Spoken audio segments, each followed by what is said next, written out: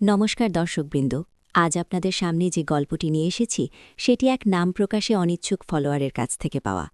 এই গল্পটি শুধু তাদের জন্য যারা গভীর অনুভূতি আর রোমাঞ্চকর প্রেমের আখ্যান শুনতে ভালোবাসেন।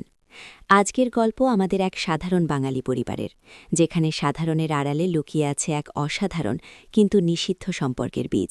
শুনুন তাহলে। আমার নাম বলতে পারব না, শুধু এটুকুই জেনে রাখুন, আমি এক সাধারণ গৃহবধূ। স্বামী সংসার নিয়ে সুখে দিন কাটাতাম, অন্তত এতদিন তাই মনে করতাম। আমার স্বামী অনির্বাণ একজন সজ্জন ব্যক্তি, কর্মজীবনে প্রতিষ্ঠিত, কিন্তু ব্যক্তিগত জীবনে বড়ই নিরাসক্ত। আমাদের বিয়েটা বড়দের ঠিক করা, ভালোবাসা ছিল না, কেবলই একটা সামাজিক দায়বদ্ধতা। সময় গড়িয়েছে, আমিও অভ্যস্ত হয়ে গিয়েছি, কিন্তু মনটা কোথাও যেন খাঁ খাঁ করত। অনির্বাণের ছোটবেলায় তার বাবা তাকে একজন গৃহশিক্ষক রেখেছিলেন। সেই গৃহশিক্ষকের বাবা ছিলেন গ্রামের এক প্রবীণ ব্যক্তি, যিনি তার পাড়ার একজন সম্মানিত ব্যক্তি হিসেবে পরিচিত ছিলেন। তার সাথে অনির্বাণের বাবার ভালো পরিচয় ছিল। সেই সূত্রেই অনির্বাণের বাবা অর্থাৎ আমার শ্বশুরমশাই সেই প্রবীণ ব্যক্তির এক বন্ধুর কথা প্রায়ই বলতেন। লোকটির নাম ছিল বিভাস। বিভাসবাবু একাধারে জ্ঞানী, সাহিত্যরসিক এবং অত্যন্ত শান্ত প্রকৃতির মানুষ। অনির্বাণের বাবার মুখে তার গল্প শুনেই তার প্রতি এক অজানিত আকর্ষণ জন্মাত আমার মনে, কিন্তু এ তো কেবলই কল্পনা। একদিন অনির্বাণের বাবা হঠাৎ অসুস্থ হয়ে পড়লেন। চিকিৎসার জন্য তাকে কলকাতায় নিয়ে আসা হলো। এক সপ্তাহ পর তিনি কিছুটা সুস্থ হয়ে বাড়ি ফিরলেন, তবে তার বিশ্রামের প্রয়োজন ছিল।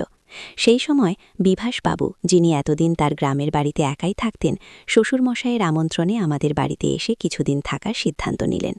তিনি ছিলেন অনির্বাণের বাবার পুরনো দিনের বন্ধু, তাই এই আতিথেয়তা ছিল স্বাভাবিক। যখন বিভাসবাবু প্রথম এলেন, আমার মনে কেবলই এক ধরনের কৌতূহল ছিল। অনির্বাণের বাবার মুখে শোনা সেই জ্ঞানী মানুষটি কেমন হবেন। তিনি এসে আমাদের বাড়িতে উঠলেন আমার ভাসুরের ঘরে। প্রথম দিন থেকেই তার শান্ত, সৌম্য চেহারা আর গভীর দৃষ্টি আমাকে এক অদ্ভুতভাবে টেনেছিল। তিনি যেন এক অন্য জগতের মানুষ। তার কথা বলার ধরন, তার জ্ঞানের গভীরতা সবকিছুই আমাকে মুগ্ধ করত। আমি প্রায় তার ঘরে গিয়ে বসতাম, তার কাছে গল্প শুনতাম। তিনি আমাকে বিভিন্ন বই পড়ে শোনাতেন, প্রাচীন সাহিত্য, দর্শন, ইতিহাস নিয়ে আলোচনা করতেন। আমি মন্ত্রমুগ্ধের মতো শুনতাম। অনির্বাণ দিনের বেশিরভাগ সময় কর্মস্থলে থাকত। বাড়িতে আমি, শ্বশুরমশাই এবং বিভাসবাবু। বিভাসবাবুর সাথে আমার সম্পর্কটা ছিল জ্ঞানের আদান প্রদানের। আমি তাকে আমার সংসারের নানা কথা বলতাম, তিনি আমাকে জীবন দর্শনের কথা বলতেন। কিন্তু কখন যে এই সাধারণ আদান প্রদান এক গভীর অনুভূতির রূপ নিল, তা আমি নিজেও বুঝতে পারিনি। বিভাসবাবুর সান্নিধ্য আমাকে এক ভিন্ন জগতে নিয়ে গেল। তার চোখে আমি শুধু একজন স্ত্রী বা গৃহবধূকে দেখতাম না, দেখতাম এক তরুণীকে, যার মনের গভীরে লুকিয়ে আছে অনেক অব্যক্ত কথা। তার প্রতিটি স্পর্শ, প্রতিটি চাহনি যেন এক অব্যক্ত ভাষার অনুবাদ করত। আমার শরীরের প্রতিটি তন্তু যেন তার উপস্থিতিতেই জেগে উঠত। যখন তিনি আমার দিকে চেয়ে হাসতেন, আমার মনে হতো যেন ভোরের প্রথম আলো এসে পড়েছে। তার কণ্ঠস্বর, যা কিনা শান্ত ও গভীর, আমার কানে যেন এক সুমধুর সুরের মতো বাজত। একদিন সন্ধ্যায় আমি বিভাসবাবুর জন্য চা নিয়ে তার ঘরে গেলাম। সেদিন অনির্বাণের একটু দেরি হবে ফিরতে। ঘরে তখন মৃদু আলো। বিভাসবাবু জানালার ধারে বসেছিলেন, বাইরে তখন বৃষ্টি পড়ছে। আমি চা দিতেই তিনি আমার দিকে ফিরলেন। তার চোখে ছিল এক অব্যক্ত ভাষা, যা আমাকে থামিয়ে দিল। আমি আর কিছু বলতে পারলাম না, কেবল তার দিকে তাকিয়ে রইলাম। আমার বুকের ভেতরটা ধুকপুক করছিল। তার গভীর কালো চোখ যেন আমার আত্মার গভীরে প্রবেশ করছিল। তিনি ধীরে ধীরে আমার দিকে এগিয়ে এলেন। আমি ভয়ে আর অজানা এক আকর্ষণে জড়সড় হয়ে রইলাম। তিনি আমার মুখের কাছে এসে দাঁড়ালেন। তার নিঃশ্বাস আমার ত্বকে এসে লাগছিল। আমার মনে হলো, এই বুঝি সব শেষ। এই নিষিদ্ধ প্রেমের পথে আমি এগিয়ে যাব নাকি পিছিয়ে আসব। বিভাসবাবুর হাত ধীরে ধীরে আমার গাল স্পর্শ করল। তার স্পর্শে আমার নিথর শরীর যেন বিদ্যুতের মতো কেঁপে উঠল। প্রতিটি কোষ জানান দিল, আমি তোমারই। তখনই হঠাৎ দরজায় কড়া নাড়ার শব্দ। অনির্বাণের ফেরার সময় হয়েছে। আমি দ্রুত নিজেকে সামলে নিলাম, চায়ের কাপটা টেবিলে রেখে ঘর থেকে বেরিয়ে এলাম।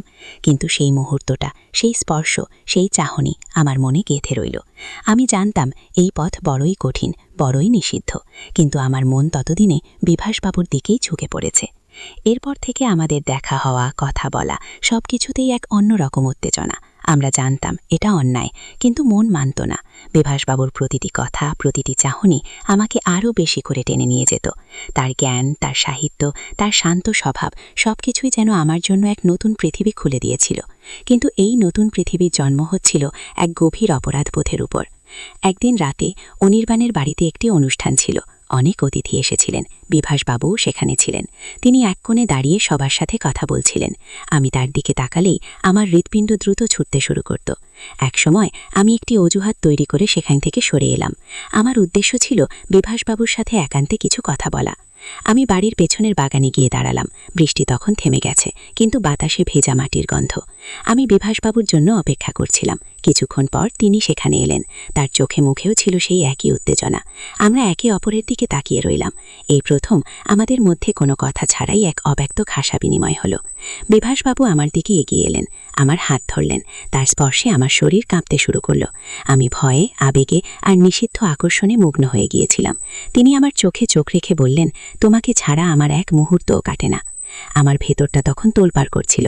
আমি জানি এটা কতটা অন্যায়, কিন্তু এই মুহূর্তে আমি সব অন্যায়কে ভুলে যেতে চেয়েছিলাম। বিভাসবাবুর উপস্থিতি আমাকে এক অন্য জগতে নিয়ে গিয়েছিল, যেখানে কোনো নিয়ম ছিল না, কোনো বাধা ছিল না, কেবলই ছিল দুই আত্মার টান, দুই শরীরের আকুলতা। তিনি আমার দিকে আরও একটু এগিয়ে এলেন। তার নিঃশ্বাস আমার মুখে এসে লাগছিল। আমার ঠোঁট কাঁপছিল। আমি কেবল তার চোখের দিকে চেয়ে রইলাম। আমার মনের সকল অব্যক্ত কথা যেন সেই দৃষ্টিতেই প্রকাশ পাচ্ছিল। বিভাসবাবুর হাত ধীরে ধীরে আমার কোমর জড়িয়ে ধরল। তার উষ্ণ স্পর্শ আমাকে আরও বেশি করে টেনে নিল। আমার মনে হলো এই মুহূর্তের জন্য আমি এতদিন অপেক্ষা করেছি। ঠিক তখনই পেছনে একটি শব্দ হলো। আমরা চমকে উঠলাম। কে সেখানে? আমাদের দুজনের চোখেই তখন ভয়ের ছাপ।